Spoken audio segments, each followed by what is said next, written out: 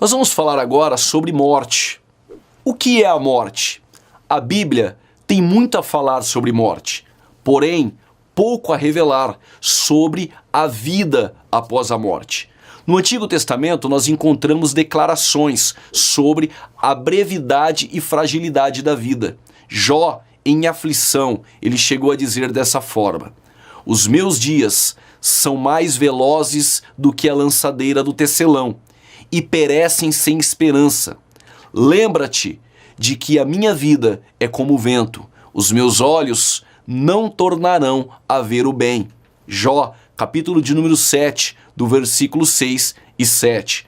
O salmista também chegou a dizer: porque o homem são seus dias, como a erva, como a flor do campo, assim floresce, pois, passando por ela o vento, logo se vai, e o seu lugar não conhece mais. Salmo 103, do versículo 15 e 16. A morte foi o resultado do pecado de nossos pais.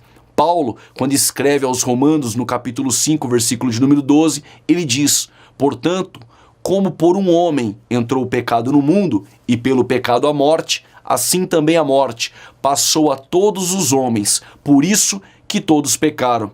Nas Escrituras encontramos 3 tipos de morte. Vale a pena guardar: morte física, morte espiritual e a segunda morte, que é conhecida como a morte eterna. A morte física e a morte espiritual, estas duas primeiras, são consequências diretas do pecado de Adão, pois todos pecaram. Só que essa última, que é o dano da segunda morte, ou a morte eterna, ela já passa a ser uma opção, pois Deus providenciou um meio pela qual o homem pudesse passar da morte para a vida, como está escrito: na verdade vos digo, que quem ouve a minha palavra e crê naquele que me enviou, tem a vida eterna, e não entrará em condenação, mas passou da morte para a vida. Isso está inserido em João, capítulo de número 5, versículo de número 24. Guarde bem, a morte física e a morte espiritual, todos vamos passar por ela, exceto quando a igreja for arrebatada. Aqueles que não conheceram a morte vão subir para o arrebatamento. Mas já o dano da segunda morte, ela é uma opção, porque Jesus proveu um meio de escapar dela. Para o cristão, a morte, ela determina sua entrada no paraíso, na presença de Jesus Cristo. Aí vem a pergunta: e o ímpio?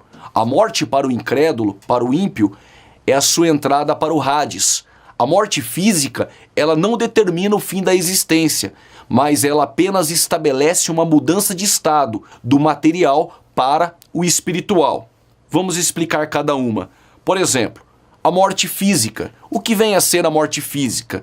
A morte física, ela ocorre quando a alma se separa do corpo. Em 1 Tessalonicenses, capítulo 5, versículo de número 23, Paulo vai falar acerca do homem e sua tricotomia. Ele diz que o homem deve santificar em tudo: espírito, alma e corpo. O que vem a ser a morte física? É quando a alma que está neste corpo se separa, ao mesmo tempo em que sucede a transição do mundo visível para o invisível. Para alguns grupos religiosos, essa morte física é o fim de todas as coisas, não existindo nada mais depois desse evento. Mas nós sabemos que não, e nós vamos explicar isso logo após. Temos também a segunda morte, a morte espiritual. Esse tipo de morte é experimentada em vida.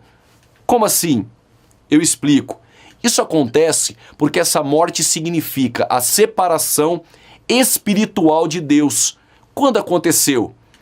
Deus disse para Adão: no dia em que da árvore do conhecimento do bem e do mal você comer, certamente morrerás. Só que Adão não morreu imediatamente fisicamente. Ele só foi morrer fisicamente com 930 anos. A morte em que Deus estava falando ali era a morte espiritual, a perca da comunhão para com Deus. Sim, a Bíblia considera a pessoa sem Deus morta espiritualmente. Isso está em Efésios capítulo 2, versículo de número 1. Vós estáis mortos em delitos, em ofensas e pecados. A consequência direta do pecado de Adão foi a morte espiritual. Em Apocalipse, por exemplo, capítulo 3, versículo de número 1 vai dizer: conheço as tuas obras, tem nome de que vive, mas está morto. Que morte é essa? É uma morte espiritual. Temos também a morte eterna, chamada por alguns como morte final. Ela também significa uma separação espiritual de Deus, mas dessa vez é uma separação eterna. Os que passarem por essa morte, que também é chamada de segunda morte, terão como destino final o local de tormento eterno, comumente chamado pela Bíblia como inferno e lago de fogo. Então a morte e o inferno foram lançados dentro desse lago de fogo. Esta é a segunda morte, o lago de fogo. João vai dizer isso em Apocalipse, capítulo de número 20, versículo de número 14. Então vamos lá, recapitulando. O que é a morte física? É quando há separação da alma para com o corpo. E a morte espiritual? Todos nascem mortos espiritualmente. Por causa de Adão, nós já nascemos em pecado, o pecado original, e nós já nascemos sem comunhão com Deus. O que nós devemos fazer então para restabelecer essa comunhão para com Deus? Quando confessamos Jesus Cristo como nosso Senhor e Salvador, o Espírito Santo ele passa a habitar no espírito humano. Acontece aquilo que nós conhecemos como o novo nascimento.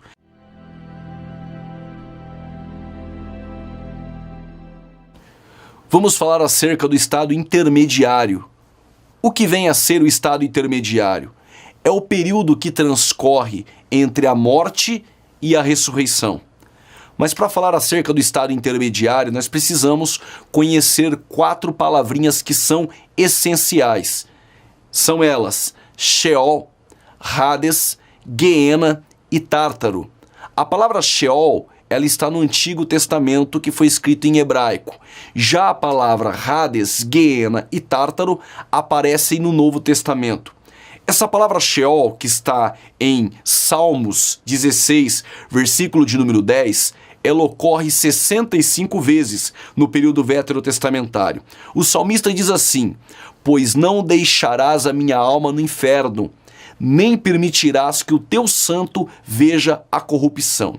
Aonde aparece aí inferno, no período veterotestamentário, nos Salmos, é Sheol. Só que este mesmo versículo aparece em Atos dos Apóstolos, capítulo 2, versículo de número 27. Pois não deixarás a minha alma no inferno. Só que na nossa tradução, João Ferreira de Almeida, ele usa inferno. Só que no grego é Hades, que nada tem a ver com inferno.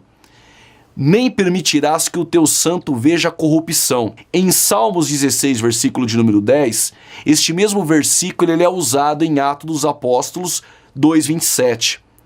Só que os adventistas do sétimo dia, os kardecistas e também os testemunhas de Jeová, eles usam a palavra Sheol dizendo que a mesma significa sepultura. Nada tem a ver Sheol com sepultura. Até mesmo porque, quando é usada a palavra sepultura no hebraico, usa-se a palavra Keber. E no Novo Testamento, para sepultura, não se usa Hades, e sim se usa Mnemeion. Sheol tem a mesma semelhança que a palavra Hades, que nada tem a ver com sepultura, e sim significa um estado intermediário. A palavra Hades, ela aparece no Novo Testamento por 10 vezes, enquanto a palavra Sheol aparece no período veterotestamentário por 65 vezes. Tanto a palavra Sheol quanto Hades nada tem a ver com sepultura. A outra palavrinha conhecida que nós precisamos conhecer é Guiena. Essa palavra aparece em Marcos, capítulo de número 9. Diz assim: e se o teu olho te escandalizar, lança-o fora.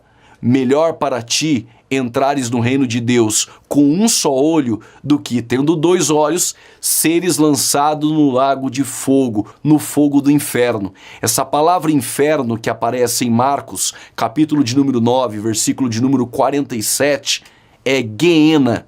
E o que vem a ser a palavra Guiena? Guiena não significa inferno, Guiena significa lago de fogo.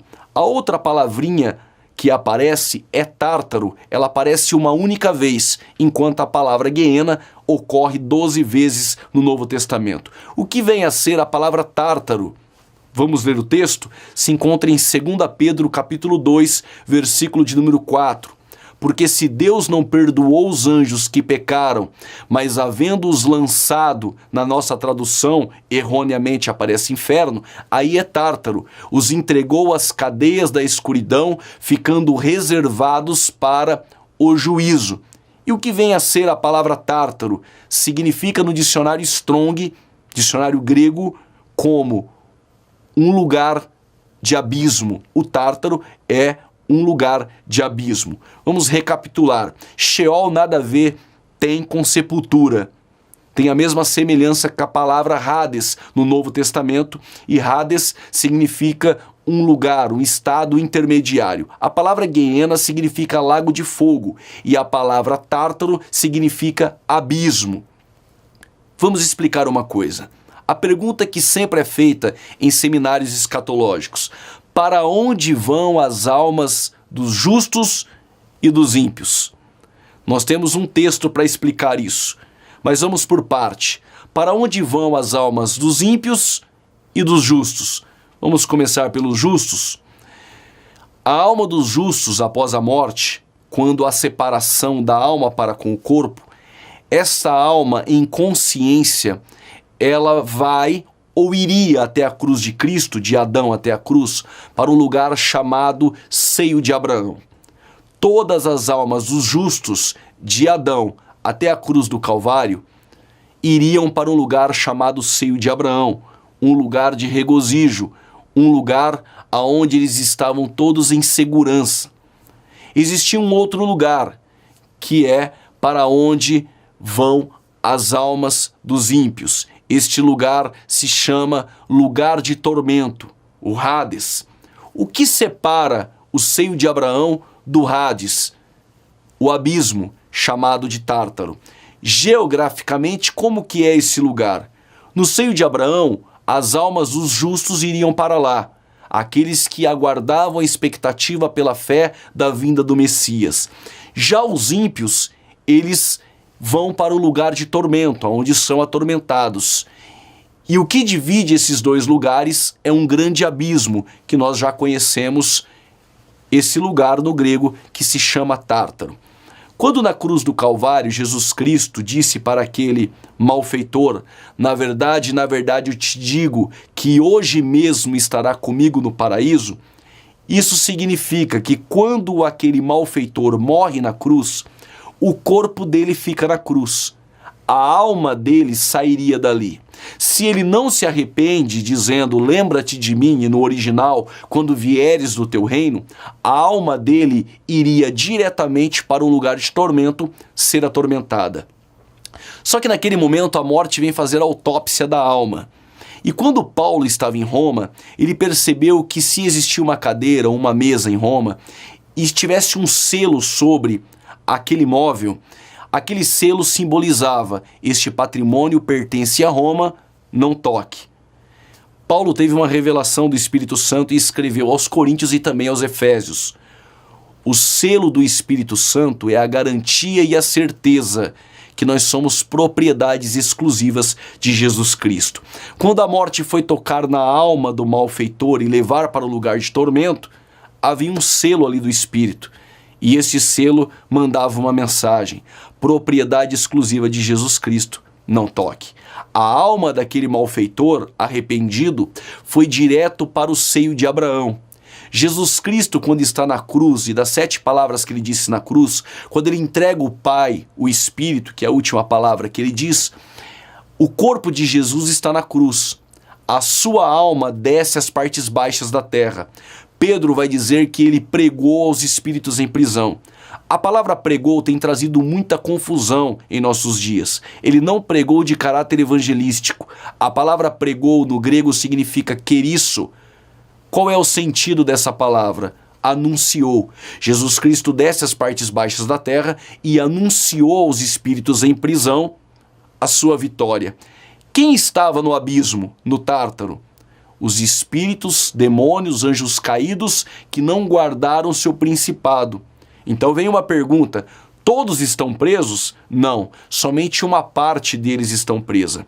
A outra parte está solta também com Satanás. Neste momento, Jesus Cristo anuncia a vitória. Ele vai até o seio de Abraão, pega cativo o cativeiro do seio de Abraão e ele leva diretamente ao terceiro céu. Este mesmo terceiro céu foi aonde o apóstolo Paulo diz ter ido, quando ele escreve a segunda epístola aos Coríntios, no capítulo de número 12. Vem uma pergunta, professor. Quem morre neste momento em Cristo Jesus, para onde a alma dele vai? Vai para o lugar de tormento, para o seio de Abraão, ou vai para o paraíso? De Adão até a cruz do Calvário, todos os justos que morriam ficavam no seio de Abraão. Mas quando Jesus Cristo, ele entrega ao Pai o Espírito, ele desce às partes baixas da terra, pega as almas que estavam no seio de Abraão dos justos e leva para o paraíso. E a alma dos ímpios, para onde elas vão? De Adão até os dias de hoje e até o final do milênio da batalha de Gog e Magog, todas as almas daqueles que partiram ou que partem sem Jesus Cristo vão direto para o lugar de tormento, aonde elas ficam sendo atormentadas. Nós temos um texto que explica bem isso, o estado intermediário. Muitos vão chamar este texto de parábola. Até entendo, porque em Lucas 16, do versículo 20 em diante, na epígrafe ou no prólogo de nossas Bíblias está escrito a parábola do rico e do Lázaro. Nós temos 3 argumentos para defender que isto não é uma parábola. Primeiro, a Bíblia só foi dividida em capítulos porque no original, nos autógrafos, ela não era dividida em capítulos. Essa divisão ocorreu no ano de 1245 por um cardeal chamado Hugo Sancher. Primeiro ponto, foi o homem que colocou lá em cima parábola. Segundo, em nenhuma outra parábola que Jesus conta, ele fala acerca de nomes próprios, como nesta, ele fala acerca do Lázaro e também de Abraão. Terceiro ponto que nós devemos defender, porque não é uma parábola, é porque no grego, no original, no versículo de número 20 começa dessa forma: e havia de fato. Nós temos 3 bases para defender que não é uma parábola. Mas se você queira acreditar que sim, não tem problema. Aliás, a parábola é uma verdade que Jesus conta contextualizando com alguma figura ou algum conto. Vamos lá. Versículo de número 20 do capítulo de número 16. Havia também certo mendigo, chamado Lázaro, coberto de chagas, que jazia à porta daquele, e desejava alimentar-se das migalhas que caíam da mesa do rico, e até os cães vinham lamber-lhe as úlceras. Aconteceu ao morrer o mendigo e ser levado pelos anjos para o seio de Abraão. Ponto. Observamos que o mendigo justo foi levado para o seio de Abraão. Morreu também o rico e foi sepultado. No versículo de número 23 aparece no inferno, no original é no Hades, estando em tormentos. A primeira pergunta, se ele está em tormentos, ele tinha consciência ou não? Tanto o ímpio quanto o justo, quando vão para o paraíso ou para o lugar de tormento, eles estão em consciência. Ora, será que ele estaria em um lugar de tormento sendo atormentado por aquilo que ele não sabe? Parece meio ilógico. Levantou os olhos e viu ao longe Abraão. Do lugar de tormento ele conseguiu enxergar e reconhecer Abraão e Lázaro no seu seio. Então, clamando, disse: Pai Abraão, tem misericórdia de mim e manda a Lázaro que molhe em água a ponta do dedo e me refresque a língua, porque estou atormentado nessa chama. O lugar de tormento é um lugar de tormento e de chamas e também de consciência, onde estão os ímpios. Disse, porém, Abraão: Filho, lembra-te que recebeste os teus bens em tua vida, e Lázaro igualmente os males. Agora, porém, aqui ele está consolado e tu em tormentos. Observe que Abraão disse para o rico: lembra-te a consciência. E além de tudo, versículo 26, está posto um grande abismo entre nós e vós. Este abismo é o Tártaro, que dividia o seio de Abraão do lugar de tormento. De sorte que os que querem passar daqui para vós outros não podem, nem os de lá passar para nós. Então replicou: Pai, eu te imploro que o mandes à minha casa paterna, porque tenho 5 irmãos. Vale a pena comentar isso. Ele lembrava que tinha 5 irmãos, para que lhes dê testemunho, a fim de não virem também para este lugar de tormento. Respondeu Abraão: eles têm Moisés e os profetas, ouça-nos. Mas ele insistiu: não, pai Abraão, se alguém dentre os mortos for ter com eles, arrepender-se-ão. Abraão, porém, lhe respondeu: se não ouvem a Moisés e aos profetas, tampouco se deixarão persuadir, ainda que ressuscite alguém dos mortos. Guarda isso que eu tenho para te dizer, aproveitando esse gancho. Isso aqui já é um ponto para que Allan Kardec nunca defenda a volta de espíritos para conversar com homens e vida. Até mesmo porque está bem claro no texto que só pode voltar se for através da ressurreição.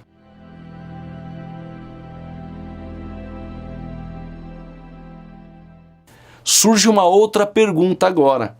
Existe consciência após a morte? Este texto ficou bem claro que existe consciência após a morte, que os ímpios estão em um lugar de tormento e que os justos estão em regozijo no seio de Abraão, isso de Adão até a cruz. Já sabemos que quando Jesus Cristo ele desce às partes baixas da terra, ele pega o seio de Abraão e leva ao paraíso, que é o terceiro céu, aonde ele prometeu isso para o malfeitor que estava na cruz. Vamos responder essa pergunta. Existe consciência após a morte? Vamos responder essa pergunta com alguns versículos bíblicos. O primeiro deles é: e havendo aberto o 5º selo, vi debaixo do altar as almas dos que foram mortos por amor da palavra de Deus e por amor do testemunho que deram. E clamavam com grande voz, dizendo: até quando, ó verdadeiro e santo dominador, não julgas e vingas o nosso sangue dos que habitam sobre a terra? Está em Apocalipse capítulo 6, versículo 9 e 10. Este é um período tribulacional dentro da escatologia. Só que nós observamos que são as almas que estão debaixo do altar, clamando por justiça, porque foram injustiçados na terra. Existe consciência após a morte. As almas que estão tanto no lugar de tormento ou debaixo do altar no paraíso, essas almas têm consciência do que ocorrera e de onde estão. Outro versículo que nós temos é o versículo de número 8 de 2 Coríntios, no capítulo de número 5. Mas temos confiança e desejamos antes deixar este corpo para habitar com o Senhor. Por que Paulo queria tanto deixar este corpo para habitar com o Senhor? Se não houvesse consciência após a morte, por que Paulo desejaria tanto habitar com o Senhor? Lucas, capítulo de número 23, versículo de número 43, Jesus disse: em verdade te digo, que hoje mesmo estarás comigo no paraíso. Carta do apóstolo Paulo também aos Filipenses, capítulo de número 1, versículo de número 22 e 23. Entretanto, se o viver na carne traz fruto para o meu trabalho, já não sei o que hei de escolher. Ora, de um lado estou constrangido, tendo o desejo de partir e estar com Cristo, o que é incomparavelmente melhor. Para Paulo, ele tinha o desejo de partir e estar com Cristo, porque era melhor, claro, em consciência. Também Mateus capítulo de número 8, versículo de número 11 diz: digo-vos que muitos virão do Oriente e do Ocidente, e tomarão lugares à mesa com Abraão, Isaque e Jacó no reino dos céus. Para a pergunta que existe dentro da escatologia, existe consciência após a morte? Ficou bem claro que existe. E nós bem sabemos agora para onde vão as almas dos justos e dos ímpios. Recapitulando, Os justos, quando morrem em Cristo Jesus, vão diretamente para o terceiro céu, para o paraíso, e os ímpios para um lugar de tormento em chamas, sendo atormentado para todo sempre.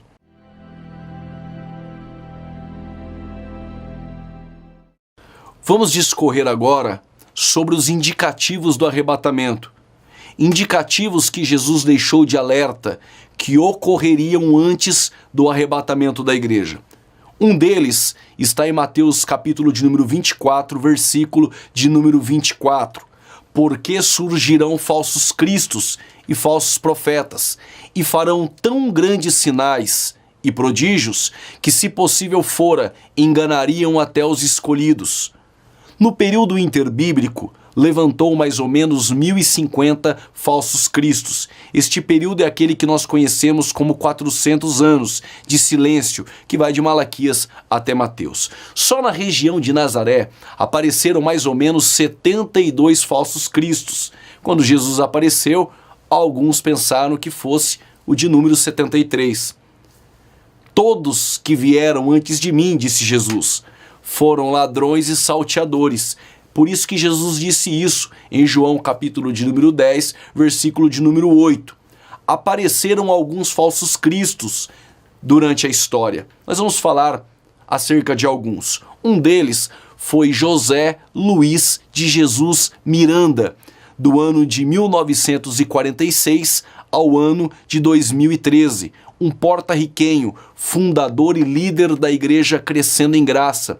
Ele afirmava que era o Cristo ressuscitado e que Cristo se apossou do seu corpo no ano de 1973, quando 2 espíritos lhe avisaram disso. Ele anunciou que passaria uma grande transformação no ano de 2012. Ele disse aos discípulos dessa seita: eu vou sair de cena e quando eu voltar glorificado. Claro, quando voltou, não estava com o corpo glorificado. Perguntaram: o que aconteceu? Ele disse: estava só testando a fé de vocês. Ele diria que se tornaria imortal. Claro que isso não ocorreu. Sua morte em decorrência de um câncer não foi confirmada pela igreja, que conta com 710 centros de culto em 25 países. Um outro falso Cristo que aparece na história é David Koresh. Ele aparece no ano de 1959 e vai até 1993. Foi líder da seita davidiana, com sede no Texas. Em 1983, começou a dizer que ele era o último profeta e o Filho de Deus, o Cordeiro. A história diz que ele reuniu seus seguidores em um grande arsenal, em uma fazenda, no ano de 1993. E ele chegou a incendiar 54 adultos e 21 crianças, quando o FBI invadiu. Há quem diga que o mesmo disse que todos iriam morrer no fogo e ressuscitariam como a fênix. Outro indicativo do arrebatamento que Jesus alertou é acerca das guerras. Nosso século foi marcado por 2 guerras mundiais, que deixaram um total de 70 milhões de mortos. Fomes e terremotos foi outro indicativo que Jesus deixou como alerta. Cerca de 815 milhões de pessoas passam fome no mundo. Deste total, 127 milhões são crianças. No século XX, até o ano de 1997, já haviam ocorrido 41 grandes terremotos, provocando a morte de 2 milhões e 150 mil pessoas. Outro indicativo do arrebatamento é a história extraordinária de Israel. Jesus, porém, lhe disse: não vedes tudo isso? Em verdade vos digo que não ficará aqui pedra sobre pedra que não seja derrubada. Quando Jesus disse isso, foi o tempo em que a primeira geração apostólica, os discípulos estavam maravilhados com o mármore branco que Herodes havia ampliado do templo de Zorobabel. E Jesus disse: não ficará pedra sobre pedra. Isso ocorreu no ano 70 depois de Cristo. Neste ano, Tito Vespasiano invadiu Jerusalém e destruiu o povo judeu. Flávio Joséfo Tácito, historiadores daquele tempo, chegaram a dizer que 500 cruzes eram fabricadas por dia com madeiras vindas da Fenícia. Essas madeiras eram feitas cruzes e não havia mais lugar e nem madeira para crucificar tanto os judeus quanto cristãos. Flávio Joséfo chegou a dizer que 1.100.000 judeus vieram a morrer, e aí houve aquilo que nós conhecemos como a diáspora. Jerusalém, no ano 70 depois de Cristo, deixa de existir. Somente ficou lá um pedaço do Muro das Lamentações. Toda Jerusalém, todo o povo judeu foram espalhados pela face da terra. Essa dominação externa ocorrera com Roma, do ano 70 depois de Cristo até o ano 313. Depois houve um domínio bizantino que perdurou até o ano de 636 depois de Cristo. Depois dos bizantinos, houve um domínio árabe, que foi do ano 636 ao ano de 1099. Depois dos árabes, também houve um domínio externo pelos cruzados, depois dos cruzados, os mamelucos, depois os otomanos. O domínio britânico foi o último, que perdurou do ano de 1918 até o ano de 1948. Surge então um homem, durante a história, um judeu que estava na Áustria, jornalista, chamado Theodor Herzl. Este austro-húngaro que se tornou o fundador do moderno sionismo político. Ele nasceu no dia 2 de maio de 1860 e ele veio a falecer 3 de julho de 1904. No ano de 1845, ele escreveu o seu livro, O Estado Judeu. Mas foi no ano de 1897 que foi realizado o primeiro congresso sionista desde a diáspora em Basileia. Durante o congresso foi criada uma organização sionista mundial e Theodor Herzl foi eleito presidente. No dia 29 de novembro de 1947, a Assembleia das Nações Unidas, sob a presidência do eminente brasileiro Oswaldo Aranha, vota na resolução que recomendava o estabelecimento na Palestina de um Estado judeu e um Estado árabe. No ano de 1897, Theodor Herzl, ele chamou 193 líderes judeus. Em uma reunião ele disse: eu acredito que em 50 anos, quem viver verá, nós voltaremos a ser nação.